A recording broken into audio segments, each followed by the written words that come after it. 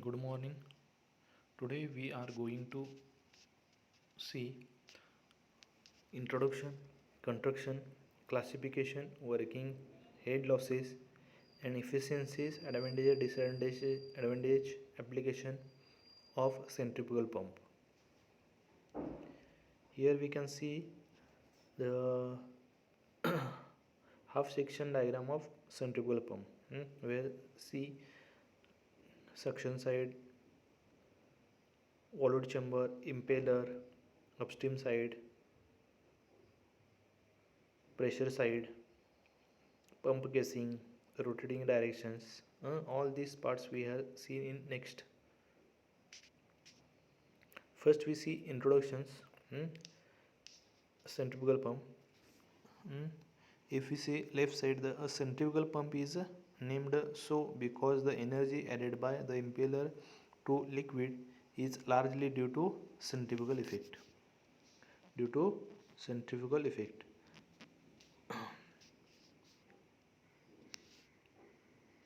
याचं नावच जे दिलेलं आहे ते सेंट्रिफ्युगल पंप जे आहे ते कशावरती, त्याच्यावरती सेंट्रिफ्युगल इफेक्ट वरती होत आहे. म्हणजे ज्या पद्धतीने काय असेल बघा, आपण गोफण जी असेल ती फिरवली समजा आपल्या ह्याच्यामध्ये आणि त्याच्यामध्ये दगड जर असेल तो बाहेर जातोय तर त्या पद्धतीने काय असेल त्याच्यामध्ये सेंट्रिफ्युगल इफेक्ट जो असणार आहे तो इथं ऑकर होतोय. त्यानंतर बघा, it runs at high speed and hence can be couple directly with electric motor. तो हाय स्पीडनं काय असेल रोटेट होतो, त्यामुळे डायरेक्टली हा काय असेल इलेक्ट्रिक मोटरला काय असेल कपल केलेला असेल. It is non positive displacement pump. हा नॉन पॉझिटिव्ह डिस्प्लेसमेंट पंप आहे. Last time we have seen the reciprocating pump. This is a positive displacement. This pump is centrifugal pump is non positive displacement pump. Therefore it has required priming. त्याला priming काय असेल required आहे. Occupied less floor space, less running and maintenance cost. Installation is easy and cheap आहे याच्यामध्ये. It is used water supply to towns, irrigations process, sewage, pumping plant, feeding water in boilers for mine drainage. म्हणजे आपण काय असेल त्याच्यामध्ये clean वॉटरसाठी पण वापरू शकतो किंवा डर्टी वॉटर जर असेल तर त्यासाठी पण आपण हा वापरू शकतो. It is also called a rotodynamic pump because mechanical energy converted into hydraulic energy by means of rotating element, the impeller. याला आपण रोटोडायनॅमिक पंप सुद्धा म्हणतोय. Priming is necessary in centrifugal pump. त्याला प्रायमिंग जे असेल ते गरजेचं आहे. तर प्रायमिंग म्हणजे काय आपण ते पुढं बघणारच आहे. It is used for high discharge and low head. High discharge आणि लो हेडसाठी काय करतो आपण, हा सेंट्रिफ्युगल पंप असेल तो यूज करतोय. It is used to convert the mechanical energy into hydraulic energy. Mechanical एनर्जीचं कन्वर्जन हायड्रोलिक एनर्जीमध्ये करायसाठी आपण करतोय हा यूज करतोय. कन्स्ट्रक्शन. याच्यामध्ये बघा सेंट्रिफ्युगल पंप जो असेल तुम्हाला दाखवलेला आहे. तर त्यामध्ये बघा फर्स्ट जो असेल तो संप, म्हणजे वॉटर लेवल जे खाली दाखवलेले तो म्हणजे काय असेल संप. त्यानंतर स्ट्रेनर. फुटवॉल जो असेल तर त्याला खाली स्ट्रेनर जे असेल ती जाळी जी असेल ती आपण म्हणतोय तर जाळीला काय असेल स्ट्रेनर. म्हणजे काय असेल याच्यामध्ये डर्टी वॉटर समजा असेल तर डर्टी वॉटर काय असेल त्याच्यामधली क्लीन वॉटर फक्त जायसाठी किंवा वॉटर फक्त हे जायसाठी पार्टिकल जे असेल डर्टी पार्टिकल्स ते तिथं स्टॉप केले जातात. तसे स्ट्रेनर. त्यानंतर फुटवॉल जो असेल तो दिलेला आहे. तो म्हणजे कसं असेल वन वे वॉल असेल म्हणजे वॉटर जे असेल ते फ्लो ओनली वन डायरेक्शन्स म्हणजे डाऊन टू अप. त्यानंतर वेन्स दिलेले आहेत. वेन्स तुम्हाला दिसतात बघा याच्यामध्ये. इम्पेलर्स त्याला आपण म्हणते वेन्स. त्यामध्ये इम्पेलर. त्यानंतर suction side delivery pipe. Suction side जी असेल ती डाऊनवर्डला जी असणार आहे तर ती खाली तुमची सक्शन ज्या ठिकाणी वॉटर तुम्ही काय करता त्याच्यामध्ये सक केलं जातं. डिलेवरी पाईप का असेल डिलिव्हरी वरती दाखवलेली आहे ज्यामध्ये वॉटर काय होतं आपण डिलिव्हर करतो ओव्हरहेड टँकला. त्यानंतर नेक्स्ट असणार आहे केसिंग. केसिंग जर घेतला तर काय असेल याच्यामध्ये जो कवर जो असेल तुमच्या पंपलावरती तर त्याला तुम्ही काय असेल केसिंग म्हणताय. म्हणजे इम्पेलर शाफ्ट तुमचा असणार आहे. याला प्रोटेक्शनसाठी जे आपण ओळखतो तो केसिंग. आणि आफ्टर काय असेल डिलिव्हरी वॉल. हे सगळे जे असेल ते तुम्हाला दिलेलं आहे. Centre line of the pump दिलेला आहे. इथं आय दाखवलेले आहेत. त्यानंतर स्ट्रेनर फुटवॉल जे सगळे पार्ट जे असणार आहेत ते कन्स्ट्रक्शन मी तुम्हाला दिलेले आहेत. Classification.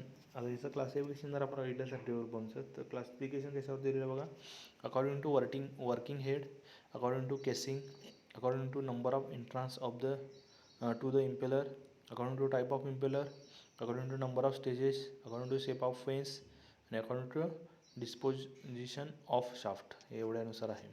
According to working head जर घेतला तर किती, लो हेड जो असणार आहे तो काय असेल त्याच्यामध्ये अप टू 50 मीटर्स.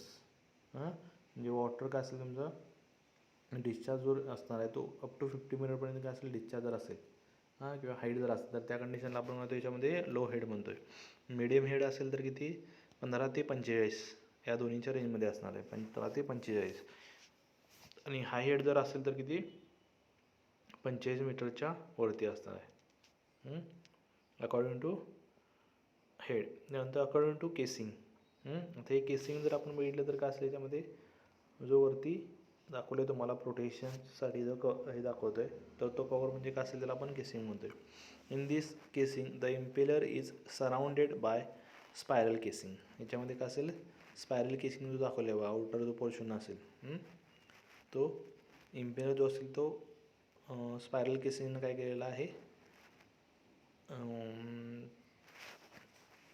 प्रोटेक्ट केलेला आहे. The casing is such shape that its cross section area gradual increases from tongue to delivery pipe. म्हणजे बघा रोटेशन जर आपण घेतलं तर याच्यामध्ये अँटी क्लॉकवाईज रोटेशन तुम्हाला दिसतं आहे बघा. अँटी क्लॉकवाईज रोटेशनपासून काय असेल बघा, जे स्टार्टिंग जे असणार आहे टंग आपण म्हणतो बघा, जिथून काय असेल तुमचं वॉटर सक केलं जाणार आहे तिथून काय असेल अँटी क्लॉकवाईज रोटेशन घेतलं तर काय असेल एरिया जो असेल तो एरिया काय केलेला आहे ग्रॅज्युअली इन्क्रीजिंग केलेला आहे, ग्रॅज्युअली इन्क्रीजिंग केलेला आहे. Due to impact of high velocity water leaving the impeller shock losses efficiency of conversion kinetic energy into pressure energy is very less. तर याच्यामध्ये आपण जर बघितलं तर काय असेल हाय वेलॉसिटी वॉटर जे असेल लिव्ज आणि शॉक लॉसेस जे असणार आहे efficiency of kinetic energy into pressure energy याच्यामध्ये कसे असते लेस असते. आणि या ठिकाणी जर हा तुमचा वॉल्यूट केसिंग जो दाखवलेला आहे त्याच्यामध्ये काय असेल एरिया जो असणार आहे तो काय असेल ग्रॅज्युअली काय केलेला इन्क्रीजिंग केलेला आहे. म्हणजे कायनेटिक एनर्जीचं कन्वर्जन कशामध्ये करतो आपण प्रेशर एनर्जीमध्ये करतो, आणि एरिया जर वाढला तर कायनेटिक एनर्जीचं कन्वर्जन कशामध्ये प्रेशर एनर्जीमध्ये करत आहे. त्यानंतर नेक्स्ट आहे vortex casing. In this case an annular space between as vortex or whirlpool chamber is provided between the impeller and volute casing. So last time we have seen the volute casing where the area of the impeller and the between the casing is gradually increasing. In between the volute casing and impeller there is a vortex chamber or we call it the vortex casing. ह्या दोन्हींच्या मध्ये जो असणार आहे तो कुठला असणार आहे व्हर्टेक्स चेंबर किंवा व्हर्टेक्स केसिंग असणार आहे. Liquid from impeller flow with free vortex motion in vortex chamber where its velocity is converted into pressure energy. तर याच्यामध्ये काय असेल बघा liquid from impeller flow with free vortex motion in vortex chamber where its velocity is converted into pressure energy. त्या vortex चेंबरमध्ये काय असेल त्याची वेलॉसिटी जे किंवा कायनेटिक एनर्जी असेल त्याचं कन्वर्जन कशामध्ये करतो आपण प्रेशर एनर्जीमध्ये. It is more efficient than a volute casing, कारण की याच्यामध्ये काय असेल हा दोन्ही जो कम्पॅरिझन केलं तर वॉल्यूट केसिंगपेक्षा व्हर्टेक्स केसिंग जो असेल तो त्याची इफिशियन्सी जादा असणार आहे. नेक्स्ट बघा डिफ्युजर केसिंग. इथं डिफ्युजर जो असेल तो प्रोव्हाइड केलेला आहे. त्याच्यामध्ये बघा वॉल्यूट केसिंग दिसते तुम्हाला, नंतर आतमध्ये इम्पेलर दाखवलेले आहेत, त्यानंतर स्टेशनरी डिफ्युजर आणि गाईडवेन्स प्रोव्हाइड केलेले तिथं. In this casing the guide vanes are arranged at outlet of the impeller. तर बघा गाईडवेन जे असेल इम्पेलरपासून जो आउटलेट येणार आहे त्याच्यानंतर गाईडवेन्स जे असेल ते प्रोव्हाइड केलेले आहेत. The guide vanes are shaped to provided gradually enlarge passage for flow of liquid.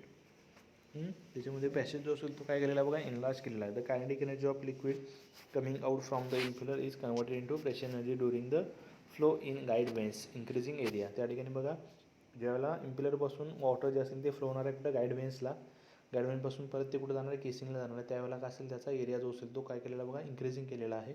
त्यामुळे काय असेल इथं kinetic energy converted into pressure energy. त्यानंतर नेक्स्ट बघा according to number of entrance to the impeller.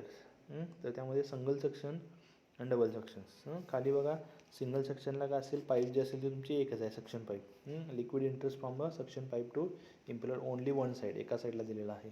आणि डबल सक्शनला काय लिहिलेलं आहे, liquid enters to both the side of impeller. त्याच्यामध्ये बघा दोन्ही साईडनं पण तुम्हाला ॲरो दिसतात बघा वरती. सक्शन पाईपला काय असेल, 2 पार्ट गेलेले आहेत आणि ते दोन्हीमधून काय असेल सक केलं जातं. मग इंटरेस्ट किती, सिंगल जर असेल तर सिंगल सक्शन, डबल असेल तर डबल सक्शन पंप आपण त्याला म्हणतो. त्यानंतर बघा according to type of impeller, impeller जो असणार त्याचा टाईप कुठला आहे. First we see here closed impeller. If the vanes of impeller are covered with plates on both sides, it is called a closed impeller. It is made of cast iron, stainless steel, cast steel, gunmetal. If the these veins are covered with plates on both sides, ज्यावेळेला काय असेल बघा, ही दोन्ही साईडला काय असेल याच्यामध्ये covered केलेलं असणार आहे, तर त्यावेळेला आपण काय म्हणतो याच्यामध्ये हा क्लोज्ड इम्पेलर आहे. आणि हा क्लोज्ड इम्पेलर जर आपण घेतला तर काय असेल याच्यामध्ये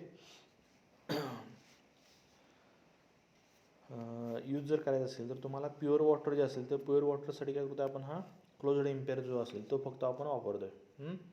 आणि याच्यामध्ये काय असेल बघा, लिकेज प्रिव्हेंट काय असेल ते प्रोव्हाइड केलेलं असतं. आणि याची इफिशियन्सी जर आपण बघितलं तर इफिशियन्सी पण याची काय असते, हाय असते क्लोज्ड इम्पेलरची. त्याच्यामध्ये बघा आतमध्ये तुम्हाला व्हेन्स दिसतात आणि दोन्ही साईडला काय असेल बघा, कवर प्लेट्स किंवा श्राउड्स आपण त्याला म्हणतोय, त्या दोन्ही साईडला केलेलं आहेत. आणि असं जर असेल तर आपण काय करतो, क्लोज्ड इम्पेलर. त्यानंतर सेमी इम्पेलर बघा, if the vanes of the impeller are covered with plate on one side, it is called as a semi open impeller. It is less number of vanes but its height is more than closed impeller. म्हणजे याच्यामध्ये आपण मगाशी जे बघितलं त्यामध्ये दोन्ही साईडला तुम्हाला प्लेट प्रोव्हाइड केला होता, पण या ठिकाणी काय असेल तुम्हाला एका साईडलाच फक्त प्लेट प्रोव्हाइड केलेला असणार आहे आणि दुसरी साईड जी असेल ती कशी असणार आहे, ओपन असणार आहे. फक्त याची हाईट कशी असते, क्लोज्ड इम्पेलरपेक्षा याची हाईट याची जास्त असणार आहे. आणि हा जो सेमी ओपन टाईप इम्पेलर जो आहे, हा ज्या ठिकाणी पंपमध्ये यूज करतात त्यामुळे सम डेव्हरेज जे असणार, म्हणजे तुमचे घाण पार्टिकल जरी असेल, डस्ट पार्टिकल जरी असेल तर तो पण ह्याच्यामध्ये चालू शकतो सेमी ओपन टाईप इम्पेलरमध्ये. नेक्स्ट बघा ओपन इम्पेलर. ओपन इम्पेलरमध्ये काय असणार आहे, इथे तुम्हाला दिसतोय, if the vanes of the impeller are without covered plate it is called open impeller. म्हणजे याच्यामध्ये काय असेल, कवर्ड प्लेट जी असेल ती नाहीच आहे याच्यामध्ये. These are generally made of forged steel. It has less life as they have to perform very rough task. याच्यामध्ये काय असेल बघा, सॉलिड मॅटर जरी तुमचे असेल, sewage, paper, pulp, water containing sand जरी असेल तर ह्या ठिकाणी काय असेल आपण यूज करू शकतो, कारण याच्यामध्ये काय असेल, हा पूर्ण ओपन टाईप इम्पेलर आहे. पण या ठिकाणी जर आपण बघितलं याची लाईफ जी असणार आहे ती कशी आहे, लेस लाईफ आहे, कारण की याच्यामध्ये काय असेल बघा, पूर्ण सेवेज जे असणार किंवा घाण जे आपण म्हणतो ते घाणसुद्धा किंवा वॉटर कंटेनिंग सँड जर असेल तर त्यासाठी आपण यूज करतो. त्यामुळे याची लाईफ जर आपण बघितली तर काय असेल, लेस लाईफ आहे. आणि हा झाला तुमचा थर्ड टाईप झाला कुठला, ओपन इम्पेलर. त्यानंतर नेक्स्ट बघतोय आपण बघा, according to number of stage, single stage आणि multi stage. In a single stage pump only one impeller is used on the shaft. Single स्टेजला काय असेल तुमचा फक्त एकच काय असणार, ज्यामध्ये इम्पेलर जो असेल तो यूज केलेला असणार आहे. मल्टी स्टेजला काय असेल, in multi stage pump more than one impeller is used on the same shaft and include in same casing. It is used to raise high head. म्हणजे तुम्हाला हाय हेडसाठी काय असेल, तुम्हाला डिस्चार्ज जर जास्त पाहिजे असेल आणि हाय हेड पाहिजे असेल तर त्या ठिकाणी आपण मल्टी काय असतं त्याच्यामध्ये स्टेज जो असणार आहे तो घेतो. त्यामध्ये फक्त इम्पेलर जे असेल ते कसं एक वापरतो आहे सिंगलमध्ये, मल्टीमध्ये काय असेल तुम्ही जास्त वापरताय. त्यानंतर according to shape of vanes, वेन्सचा शेप कसा आहे त्यानुसार आपण म्हटलं कर्व फॉरवर्ड वेन्स. तर त्यामध्ये तुम्हाला अँगल जो असेल तो दिलेला आहे. तर बघा इनलेट आणि आउटलेट विलॉट सांगेल, त्यामध्ये आउटलेट विलॉसिटी ट्रायंगल जो असेल तो दिलेला आहे. The outlet tip of the vanes is curved forward in the direction of rotation of impeller. The impeller haves such vanes called slow speed impeller. This type of impeller has low efficiency about 75%. याची efficiency असेल की ती 75% आहे. त्यामध्ये त्याचा shape जो असेल तो कसा कर्व फॉरवर्ड जे असेल, हे कर्व टाईप दिलेला आहे तुम्हाला. त्यानंतर नेक्स्ट बघा रेडियल वेन्स. म्हणजे तुम्हाला बघा स्टेटलाईनमध्ये दिसतात, त्याचा आतला जो पोर्शन जो असेल ते this vanes have outlet tips in radial directions. म्हणजे सर्कलची रेडियस जी असेल ते आपण त्याला रेडियस म्हणतोय, तसं रेडियल डायरेक्शनला जो असणार आहे. The impeller having such vanes is called medium speed impeller.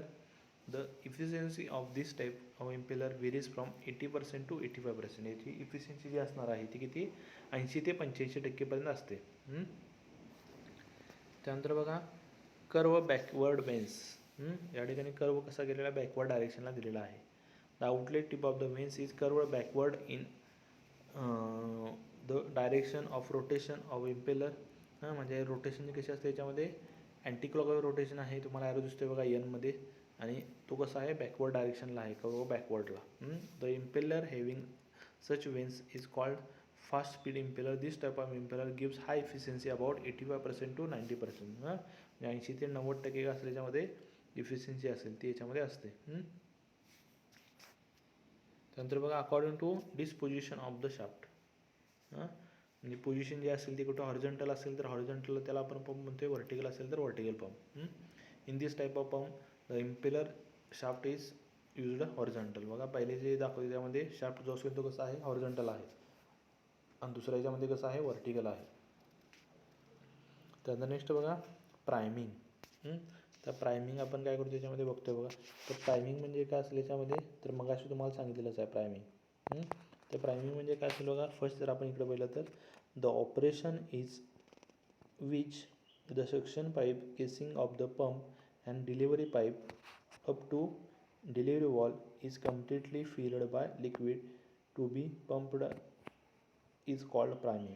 म्हणजे सेंट्रिफ्युगल पंप जो आहे हा कसा आहे नॉन पॉझिटिव्ह डिस्प्लेसमेंट पंप आहे, आणि याच्यामध्ये काय असेल तुम्हाला जेव्हा आपण पंप स्टार्ट करतो आहे त्यावेळेला काय असेल, समजा त्याची डिलिव्हरी वॉलपर्यंत किंवा इम्पेलर जो असेल तो पूर्ण ते केसिंग जर असेल त्याच्यामध्ये वॉटर जर काय असेल फिल नाही केलेला असेल, फक्त जर एअर जर असेल तर त्या ठिकाणी काय असेल वॉटर जे असेल ते सक केलं जात नाही. तर त्यासाठी काय करतो आपण वॉटर काय करतो आहे फील करतो आहे. आणि त्यालाच काय म्हणते the operation is which the suction pipe casing pump and delivery pipe up to delivery wall. म्हणजे डिलिव्हरी वॉल जिथपर्यंत असणार आहे तिथपर्यंत काय असेल तुमची वॉटर जे असेल ते फिल करायचं, आणि ती जी काही प्रोसेस जी असेल त्या प्रोसेसला आपण काय म्हणतो त्याच्यामध्ये प्रायमिंग म्हणतो आहे. आणि हे जे असणार ते मॅन्युअली पण असू शकतं किंवा त्याच्या मेथड्स पण तुम्हाला ते मेथड्स आपण पुढे बघणारच आहे.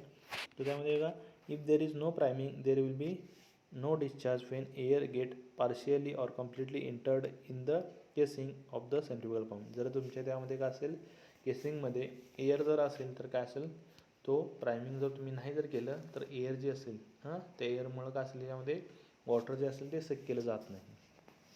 त्यानंतर बघा no need of priming in case of reciprocating pump. Reciprocating pump मग असा आहे तुमचा पॉझिटिव्ह डिस्प्लेसमेंट पंप आहे, त्यामुळे त्याला प्रायमिंग काही गरज नाही आहे. गिअर स्क्रू किंवा व्हेन पंप जे असणार आहे त्याच्यामध्ये. त्यानंतर बघा no need of priming if the suction pipe and casing of the pump is already filled with liquid. जर का असेल सक्शन पाईप केसिंग किंवा pump casing of the pump जे असणार आहे ते ऑलरेडी फिल्ड जर असेल तर तुम्हाला प्रायमिंगची काय असेल गरज लागत नाही.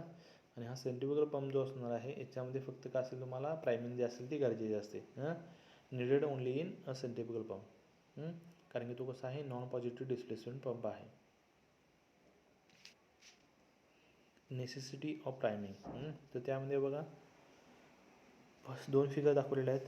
10.21 no need of priming because of impeller is run in water. म्हणजे इम्पेलर जो असेल तो पूर्ण वॉटरमध्ये रन होत असेल तर तुम्हाला प्रायमिंगची काही गरज नाही. पण इकडे बघा priming is necessary because of impeller is run in air. म्हणजे या ठिकाणी काय असेल बघा इम्पेलर जो असणार आहे किंवा केसिंगमध्ये काय असेल तर एअर फक्त अवेलेबल आहे, आणि त्यामुळे काय असेल या ठिकाणी प्रायमिंगची काय असेल गरज आहे. त्यानंतर बघा मेथड ऑफ प्रायमिंग. त्यानंतर बघा मॅन्युअल प्रायमिंग. इथं पण मॅन्युअल प्रायमिंग दाखवलं नाही तर सेल्फ प्रायमिंग. तर इथं काय असेल बघा मॅन्युअल प्रायमिंगमध्ये ओव्हरहेड टँक दाखवलेला आहे इथं, आणि प्रायमिंग पाईप आणि प्रायमिंग वॉल. ओव्हरहेड टँकमध्ये तुमचं वॉटर जे असणार आहे ते ऑलरेडी असणारच आहे. फक्त आपण काय करतो आहे प्रायमिंग वॉल जो असणार आहे तो ओपन करतो आहे, ॲटोमॅटिकली वरचं पाणी असणार आहे ते काय असेल त्याच्यामध्ये फिल केलं जातं म्हणजे सक्शन पाईप डिलिव्हरी वॉलपर्यंत, आणि ॲटोमॅटिकली काय असेल जेव्हा फिल होणार आहे तेव्हा तो प्रायमिंग वॉल जो असेल तो बंद करतो आहे आणि हा जो असणार आहे तो ओपन आणि क्लोज जे असेल प्रायमिंग वॉल जो असेल तो आपण मॅन्युअली करतो आहे. त्यानंतर प्रायमिंग फनल म्हणजे एखादा स्क्रू जो आहे तो आपण लूज करतो आहे आणि त्यामध्ये काय असेल मॅन्युअली काय करतो आहे त्यामध्ये वॉटर फिल करतो आहे अप टू डिलिव्हरी पाईपनंतर आणि त्यातून वॉटर जे असेल ते बाहेर पडल्यानंतर काय असेल याच्यामध्ये तो टॅप जो असेल तो क्लोज करून नंतर काय होतं आपण पंप जो असेल तो रन करतो आहे. इथं पण असेल मॅन्युअल प्रायमिंग आणि सेल्फ प्रायमिंगमध्ये बघा इथं काय दाखवलं मला सेक्शन पाईप इथं दाखवलेलं आहे आणि some water for priming purpose in delivery pipe. त्याच्यामध्ये थोडं पाणी जे असेल ते आतमध्ये राहतंच आणि some water for priming purpose in suction pipe. Suction पाईपमध्ये थोडं आणि डिलिव्हरी पाईपमध्ये पाणी जास्त आणि केसिंग जो असेल तो पूर्ण काय असेल याच्यामध्ये पाण्यामध्येच असणार आहे. आणि ज्यावेळेला काय करतो आहे पंप स्टार्ट करतो आहे त्यावेळेला काय असेल प्रायमिंग तुम्हाला काय असेल ॲटोमॅटिकली होतं आहे त्यामध्ये आणि त्याला आपण काय म्हणतो सेल्फ प्रायमिंग म्हणतो. कारण की ऑलरेडी त्याच्यामध्ये केसिंग आणि सक्शन पाईप आणि डिलिव्हरी पाईपमध्ये थोडं तुमचं वॉटर जे असणार आहे ते ऑलरेडी असणारच आहे. त्यानंतर नेक्स्ट बघा वर्किंग. आता वर्किंग कसं आहे बघा impeller is a rotating motion force water out towards the circumference due to centrifugal force effect. म्हणजे ज्यावेळेला कसं असेल बघा केसिंग आणि वॉटरच्या याच्यावरती फिल केलेलं असणार आहे. आणि त्यावेळेला काय असणार आहे म्हणजे आपण इथं जर बघितलं ह्याच्यामध्ये बघा ही लास्टची फिगर समजा घेतली किंवा कोणती पण घेतली तर त्यामध्ये वॉटर तुमचं आहे. ज्यावेळी इम्पेलर काय असेल कंटिन्युअस याच्यामध्ये रन होतात आणि ज्यामध्ये वॉटर आहे म्हणजे वॉटर का होणार याच्यामध्ये बाहेरला फेकलं जाणार. म्हणजे आपण जर काय असेल बघा लोफन घेतले आणि फिरवत जर असेल आणि त्याच्यामध्ये दगड जर असेल तर थोड्या वेळाने तो दगड जो असेल तो बाहेर आपण फेकतोय बघा ज्याला मारायचं असेल त्याला. सेम त्या पद्धतीने काय असेल तर वॉटर जे असेल ते कंटिन्युअस काय असेल त्यामध्ये सेंट्रिफ्युगल फोर्सनं तो बाहेर काय असेल याच्यामध्ये मूव्ह होतो आहे आणि त्या सेंट्रिफ्युगल इफेक्टमुळे काय असेल त्याच्यामध्ये तर काय म्हणलेलं impeller is in a rotating motion force out water towards the circumference due to centrifugal force effect. ते सर्कम्फरन्सला काय असेल याच्यामध्ये वॉटर जे असेल ते फोर्सली काय असेल याच्यामध्ये मूव्ह करतं आहे and due to this negative pressure gets generated at the center of pump so water is sucked from the sump via suction pipe which is connected to the pump. तर त्यामध्ये बघा तुम्हाला मधली जी फिगर दाखवते किंवा राईटची तुम्हाला फिगर जाते त्यामध्ये एक्सेल डायरेक्शनला तुम्हाला काय असेल सक्शन पाईप असेल आणि व्हर्टिकल डायरेक्शनला काय असेल लिव्हर पाईप आहे. ज्यावेळेला काय असेल इम्पेलर रोटेट होते त्यावेळेला काय असेल तिथलं जे पाणी असणार आहे ते बाहेर काय असेल तुमच्या सर्कम्फरन्सला म्हणजे केसिंगला काय असेल त्याच्यामध्ये फेकलं जातं आणि जे सेंटरला काय असेल तिथं जो का तुमचा निगेटिव्ह प्रेशर जो काय तयार होतो त्या निगेटिव्ह प्रेशरमुळे काय असेल जे सक्शन पाईप जे असणार आहे त्या डायरेक्शनला तिथलं पाणी असेल ते आतमध्ये परत ओढलं जातं आणि ही प्रोसेस जी असेल ती कंटिन्यूस होते आणि ती आउटवर्ड जे काय सर्कम्फरन्सला किंवा केसिंगला जे काही पाणी आपण फेकतोय तर त्याला काय असेल त्याच्यामध्ये प्रेशराईज किंवा प्रेशर त्याला ॲक्ट होतं आहे आणि त्याचं प्रेशर जे असेल ते ऑटोमॅटिक काय असेल त्याच्यामध्ये इन्क्रीज होत जाऊन कारण त्याचा एरिया जो असेल तो काय केलेला आहे इन्क्रीजिंग आहे आणि त्यामुळे काय असेल ते हाय प्रेशराईड फ्लूइड जे असेल ते तुम्ही डिलिव्हर ज्या तुम्हाला हाईटला लागणार आहे ते आपण करतो डिलिव्हर करतो आहे. तर त्यानंतर बघा the kinetic energy of high velocity water is converted into pressure energy because of diverging passage of casing. त्यामध्ये कायनेटिक एनर्जी असेल किंवा हाय व्हेलॉसिटी ऑफ वॉटर जे असेल त्याचं कन्वर्जन कशामध्ये होतं प्रेशर एनर्जीमध्ये करतो आहे because of diverging passage of casing. त्याच्यामध्ये त्याचा एरिया जो असेल तो काय केलेला आहे इन्क्रीजिंग केलेला आहे. त्यानंतर बघा हेड त्याच्यामध्ये कुठले हेड असणार आहे बघा the head of the pump may be expressed as तर कुठला असणार आहे याच्यामध्ये suction head delivery head static head manometric head total head आणि इलिओस हेड त्याला आपण म्हणतो. तर बघा सक्शन हेड जो असणार आहे त्याला आपण करतो एच एस घेतो आहे. एच डी जो असणार आहे डिलिव्हरी हेड स्टॅटिक हेड तुम्हाला दिलेलं आहे एच स्टॅट एस टी दिलेलं आहे. तर मॅनोमेट्रिक हेड जे असेल ते आपल्याला पुढं आपण बघतो याच्यामध्ये टोटल हेड इलिओस हेड. तर ओव्हरहेड टँक जो असणार आहे तो इथं दाखवला आहे बघा डिलिव्हरी प्रेशर गेज दिलेला आहे सक्शन प्रेशर गेज तुम्हाला दिलेला आहे सेंट्रल लाईन पाईप दिलेला आहे आणि सेंट्रल लाईन पाईपपासून काय असेल तुम्हाला खाली जे सक्शन लेवल जे असेल ते सक्शन हेड आणि वरती जे असेल ते डिलिव्हरी ज्या प्रवीण करतो आहे तिथं डिलिव्हरी हेड असणार आहे आणि टोटल जो असणार आहे दोन्हींची बेरीज ते म्हणजे कुठला स्टॅटिक हेड असणार आहे. हे झाले तुमचे हेड्स झाले. ज्यानंतर सक्शन हेड म्हणजे काय बघतो बघा It is the vertical distance between liquid level in some and center line pipe. Usually it is 7 to 8 meter. The avoid कॅव्हिटेशन अवॉइडसाठी काय असेल, ही जी असेल सक्शन हेड जो असणार आहे तो किती 7 ते 8 मीटरपर्यंत असतो. Delivery head, it is the vertical height of the liquid surface in overhead tank to which the liquid is delivered above the centre line of the pump. म्हणजे ओव्हरहेड टँकपासून काय असेल तुमच्या खाली सेंटर लाईन जे असेल तिथून डिस्टन्स जे असेल ते डिलिव्हरी हेड आपण त्याला म्हणतोय. स्टॅटिक हेड कसा घेतो याच्यामध्ये, sum of suction head plus delivery head या दोन्हींची बेरीज करतो त्याला काय आपण म्हणतोय स्टॅटिक हेड. आणि ते व्हर्टिकल डिस्टन्स असणार आहे. मॅनोमेट्रिक हेड म्हणजे काय असेल, the available head against which a centrifugal pump has to work is known as manometric head. जो अवेलेबल हेड असणार आहे against the centrifugal pump has to work is known as a manometric head आपण. Total head जो असणार आहे, it is total head which is has to be developed by a pump to deliver liquid from sump into overhead tank. तर total head जो असणार आहे तो total head कसा करतो आहे, तर डेव्हलप्ड बाय द पंपनं केवढं त्याच्यामध्ये काय असेल हेड डेव्हलप केलेलं आहे ते संप लेवलपासून काय असेल ओव्हरहेड टँकपर्यंत जेवढं आपण डिलिव्हर करत असणार आहे त्यावेळेस. इलिव्हर हेड कशाला म्हणतो, it is define as the head developed by impeller, it is denoted by HE. त्यानंतर इथं लॉसेस कुठले कुठले असतात बघा. Energy losses in centrifugal pump may be classified as follows. कुठले कुठले आहे, हायड्रोलिक लॉस असणार आहे, मेकॅनिकल लॉस असणार आहे, लिकेज लॉस असणार आहे. लॉसेस कुठले कुठले होते, hydraulic loss, there are 2 types of hydraulic losses may be occur. Pipeline loss आणि दुसरा कुठला पंप लॉस. पाईपमधला लॉस कुठला, due to friction major loss असणार. आणि मायनर लॉस कुठलं, ड्यू टू पाईप बेंट किंवा पाईप क्रॉस सेक्शन जो असणार आहे त्याच्यामध्ये एनलार्ज कॉन्ट्रॅक्शन हे असू शकतं याच्यामध्ये. किंवा पाईप फिटिंग जे असणार आहे, losses in pipes. Pump losses काय असणार आहे याच्यामध्ये, ED लॉस किंवा शॉक लॉस त्याला आपण म्हणतोय. आणि friction losses in impeller, guide vanes आणि डिफ्युजर केसिंग्स याच्या असणार आहे. मेकॅनिकल लॉस कुठले कुठले आहेत बघा, losses due to friction of main bearing and glands.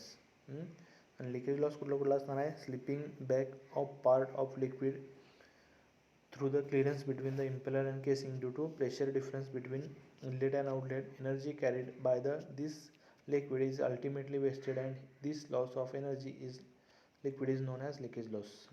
Leakage loss कुठला, इनलेट आणि आउटलेट प्रेशर समजा डिफरन्स जर असेल तर त्यामुळे काय असेल सेटबॅक जो येतोय आणि त्यामुळे काय असेल तुमचा लॉस जो ऑकर होतो त्याला लिकेज लॉस आपण म्हणू शकतो. त्यानंतर इफिशियन्सी बघा, मेकॅनिकल इफिशियन्सी काय असेल तर power delivery by the impeller to the liquid आणि to the mechanical power input to the pump shaft. त्याचं फॉर्म्युला पण तुम्हाला दिलेलं आहे. आणि जी मेकॅनिकल इफिशियन्सी असते ती किती 96 ते 98% येते. त्यानंतर व्हॉल्युमेट्रिक इफिशियन्सी बघा, NB actual liquid discharge at the pump outlet per second आणि total discharge per second passing through the impeller. Q is equal to Q plus small Q म्हणते. त्यामध्ये Q म्हणजे काय दिलं बघा, actual liquid discharge at the pump outlet per second आणि Q is equal to leakage of liquid per second from the impeller. याची पण efficiency जर आपण म्हटलं तर 98 to 99% काय असेल याच्यामध्ये इफिशियन्सी असते.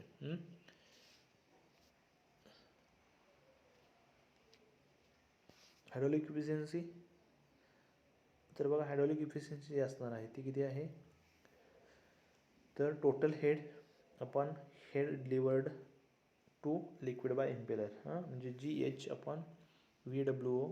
त्यानंतर UO जो असणार आहे हाला आपण करतो याच्यामध्ये हायड्रोलिक इफिशियन्सी. ओव्हरऑल इफिशियन्सी बघा असे दिलेलं आहे, actual hydraulic power developed by the pump to the mechanical power input to the pump. म्हणजे ρg QH जो असणार आहे अपॉन P जो असणार आहे हा घेतोय. आणि ओव्हरऑल इफिशियन्सी जी असणार आहे NO तो कसं होतो NH into NV into NH तुम्हाला दिलेला आहे NM for finite number of veins आणि मॅनोमेट्रिक NV इंटू N ओव्हरऑल हे तुम्हाला दिलेलं आहे. ही झाली कुठली ओव्हरऑल इफिशियन्सी. याच्यामध्ये ॲडव्हान्टेजेस बघा, small in size and space saving, output is very steady and consistent, easy for maintenance, No danger creates if discharge valves is closed while starting. Deals with large volute. Able to work on medium to low head. Able to work on medium to low viscous fluid almost no noise. याचा noise जर आपण म्हटलं तर तो कमी असतो आहे. Space पण याला कमी लागतो याच्यामध्ये. आणि फ्लो पण कसा असेल याच्यामध्ये स्टेडी आहे. मेंटेनन्स जर बघितला तर इझी आहे आणि नो डेंजर असणार याच्यामध्ये. लार्ज व्हॉल्यूमसुद्धा का असेल याच्यामध्ये करू शकतो आपण याच्यामध्ये. डिसॲडव्हान्टेज काय काय असणार आहे तर मॅक्झिमम आपण घेतला तर एकच म्हणू शकतो, extra priming process required. Priming process का असेल याच्यामध्ये रिक्वायर्ड आहे. Can not be able to work on high speed. High स्पीडसाठी कसं आपण वर्क करू शकत नाही. And cannot deal with high viscous liquid. High viscous fluid जर असेल तर आपण इथं डील करू शकत नाही. Application agriculture and irrigation purpose. Pumping of water in buildings. Transfer raw material याच्यासाठी आपण यूज करतो आहे. आणि हे जे आपण बघितलं तर कुठलं construction working advantage disadvantage losses and efficiency of centrifugal pump. Okay, thank you.